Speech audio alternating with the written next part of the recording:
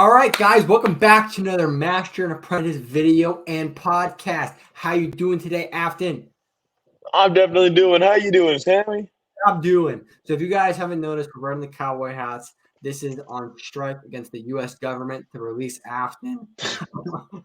Until he gets back to Michigan, we're going to wear cowboy hats in every video and stream.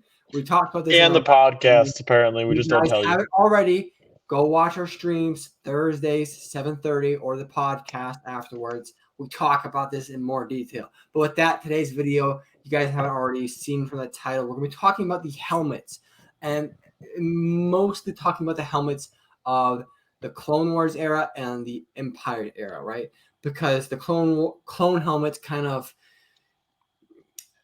they evolve into the Stormtrooper helmets, right? And both of these are recognized as galaxy powers, right? The Republic was the, Republic of the Galaxy, and there's the Empire. And so we're not really getting into the First Order because they're not really recognized as a galaxy power. They are and they aren't. They're not the law and order per se, right? Whereas the Empire and the Republic are. And so we're going to be going through that evolution of helmets, mostly for that, and because they're probably the more popular helmets. And then we're not going over the Rebels or Resistance helmets or anything like that because they're not. They're all unique, right? They don't have one type of helmet they wear. So it's just going to be clones and stormtroopers, Empire and Republic. So to start with, we'll get right into the Republic helmets. So to start off with, the Republic helmets are made from the Kaminoan armor smiths. So right there on Kamino. Phase 1. So they have the Phase 1 helmets created in 22 BBY before the Battle of Yavin, marking the creation of the clone army of the Republic, right? Right around the first Battle of Geonosis, which marks the creation of the Phase 1 helmets. Made from a blastoid ally, which you'll see almost all of the helmets are. They are pressurized more than most helmets, as you'll see later on. And then they are with a T-visor that is very inspired from the Mandalorians. And fit on top to help troopers with movement, to be more agile and nimble. Who knows really how much of an effect it really has, but that's what it's for. And then with an all-white base color, right? So all helmets are just pretty much white. They do have different colors and markings to kind of showcase the ranks for Phase 1. So, red was sergeant or green was like lieutenant or something like that, right? Or yellow was a pilot, right? So that was the Phase 1. And then Phase 2, sometime around 21 BBY, around the Battle of Mon Cala. If you've watched Clone Wars, you recognize that. The Republic officially transitioned from Phase 1 to Phase 2 armor. They kind of tried it out around the first Battle of Mon Cala, and then later on just kind of added it into the regulatory armor, giving some new differences from the first helmets to the second. The first being the removal of the fin, striking more similar appearance to the Stormtrooper helmets that we see in years to come. And then they have a enunciator, which was added to make speech more comprehensible, because sometimes they sound a little bit like over a radio when they talk. If you realize later on the Clone Wars, they're a little bit more clear when they talk. That's because of that enunciator. And then as well, colors now mark the unit which one is stationed to, right? And this is pretty obvious if you watch later on, the blue. The blue strikes on the chest, on the helmet, 501st. Orange, 212th. What's it say? The wolf pack, right? Or they're the gray ones with a little bit of a wolf, what they call it, attire or painting or whatever. Coruscant Guard is red. The 41st, green, right? So all these, your platoon or battalion or whatever. And then we have some variants. So obviously they all have attachment capabilities. A lot of these kind of came with ranks. So like micro binoculars, most notable Commander Bly of the 322nd Star Corps. He had the micro binoculars, right? Then we have the range finders, obviously Captain Rex. It has this little, it looks like a little antenna, and it can come down and you can use it to kind of, it's a rangefinder. It's pretty obvious from the name. And then lastly, just visors, kind of, obvious with Commander Cody's one of the most notable examples. And then some other special helmets. We have other ARC Troopers. ARC Troopers are basically not that special. They changed when the phases changed. So ARC Phase 1 helmets were very similar to Phase 1 helmets. They had a little bit of coloring that marked that they were ARC Troopers. And then Phase 2, same thing. Nothing really different. They were just some different markings to mark that they're ARC Troopers. Right? It was more the training that was different than their anything else. Then we have the ARF Troopers, Advanced Recon Force.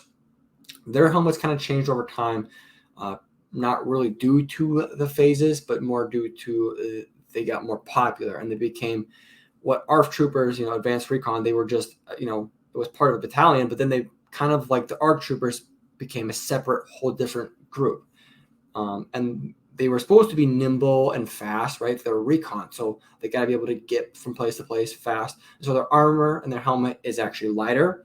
And then if you look at their helmet, it's a little bit different. It's not a T visor. It's just like the Stormtrooper, where it's just the normal eye holes, and it's got this filtration system for recon. So if you can just breathe a little bit better, if you have to go through a toxic area, you have knowing the difference from a toxic or a safe air to breathe, part of the recon.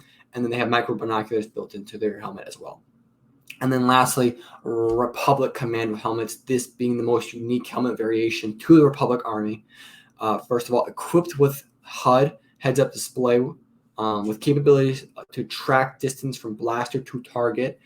This is notable in the actual Republic Commando game, as well as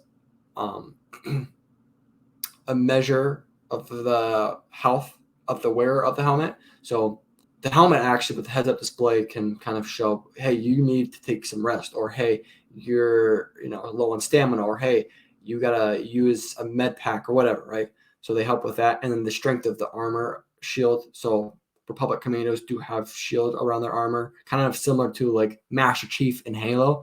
Obviously not to that level, but same idea, right? And so the heads-up display in their helmets kind of help provide some information on that. They also have the option to system link to other commando helmets in the area, access to their live information from their heads-up display system as well. And then they also have a high-level scanner. They're able to, look at a gun or a blast or whatever and tell you the make and model of that, or a plant, right, or whatever.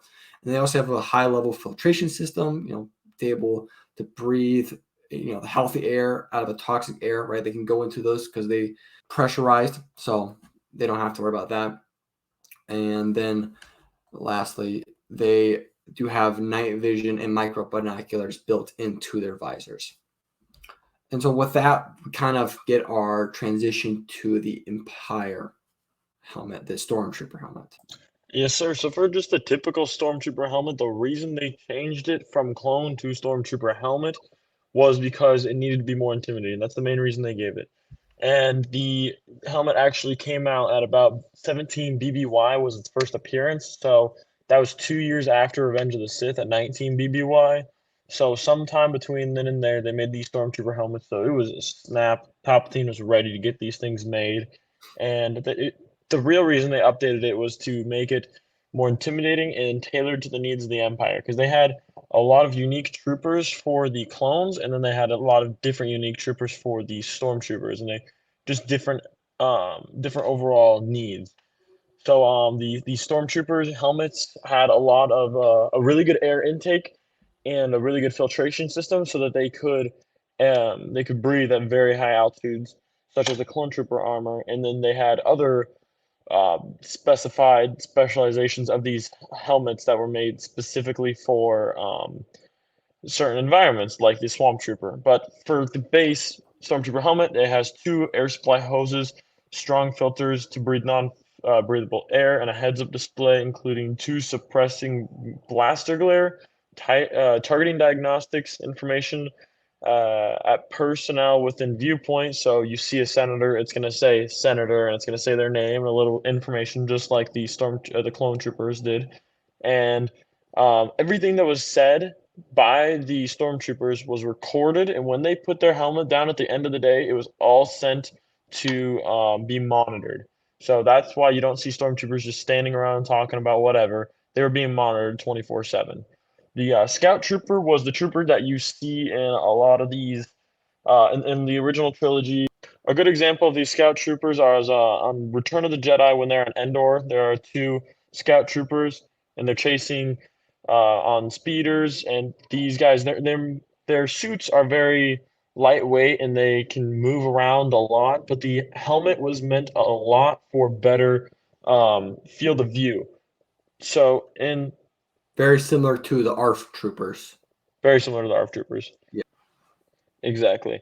And the stormtrooper helmets, so whenever we see the very beginning, first time Luke puts on a stormtrooper helmet, has very limited field of view. Now that is different for the scout troopers. They need to have a lot of field of view. These scout troopers were made for situational awareness. Then you have the snow troopers, meant for places like Hoth, where the suit inside is vacuum sealed from the rest of from the outside air, and they have like fur liners inside of it. The helmet itself isn't all that unique. It looks really cool how it kind of fades and blends in with the rest of the suit, but it is a pretty basic helmet. The Swamp Trooper is another one. That's one that we see in the Solo story. That's the one that Han Solo himself is at that point in time. And that is pretty much a punishment. If you suck at a Stormtrooper, you get put to a Swamp Trooper. It is meant to be uncomfortable. They have goggles for eye protection and oxygen masks. Other than that, they're not made to be really these comfortable things that you're just going around in. It's meant to suck because it's supposed to be a little bit of a punishment to the troopers. It's still just as functional as the rest of them, but as you can see, they don't have a real good helmet. Um, the Death Trooper, they are made out of reflect. All the rest of these stormtroopers are made out of plastoid. All the rest of the ones that I've said so far are made out of plastoid, which is just a hardened, what looks like plastic to us. These death troopers are made out of reflect coating on top of the plastoid to make them invisible to sensor arrays. So sensors just don't work on reflect, so that's why they're made with a black coating. It's not necessarily paint, it's reflect. And they're very good for stealth, and the helmet had a program called NeuroSaw, which is a very good macro motion monitor and advanced targeting system. So that's why these troopers can sometimes hit their target. Shadow troopers are ones that are very seldom seen. These ones are lightsaber resistant, extremely strong armor with cloaking devices that render the wearer invisible for a short period of time. We don't see these many times, but they do exist. And these ones have the reflect coating, same as the other troopers. Yeah. Yeah. So like we said, this is pretty much the basic history of the clone helmet to the stormtrooper helmet, right? They're heavily tied together because they happen one inside right next to each other, right? Clone phase one, then clone phase two, and then pretty much clone phase three is the stormtrooper helmet, right? They are very similar. They look very similar. The white plastoid helmet with this tubular look around the chin, right? And they have these black eyes for a while. They have a T visor, very similar. So yeah, with that, we hope you guys enjoyed this. Let us know if you have any questions. Let us know if we missed anything because we're not perfect. We might miss some information. Let us know if you guys want to see a different line of helmets. We can go over all the Sith helmets we know, like Kylo Ren, Darth Vader, Darth Revan. Right, we can go over those. Let us know if you guys want to see something like that down in the comments. But with that, you got anything else, Afton? That's about it for me. All right, with that, we hope you guys enjoyed this. Don't forget to follow and download if you're watching or listening to this on podcast, and subscribe and like if you're on YouTube. With that, we hope you guys enjoyed this, and we'll see you later.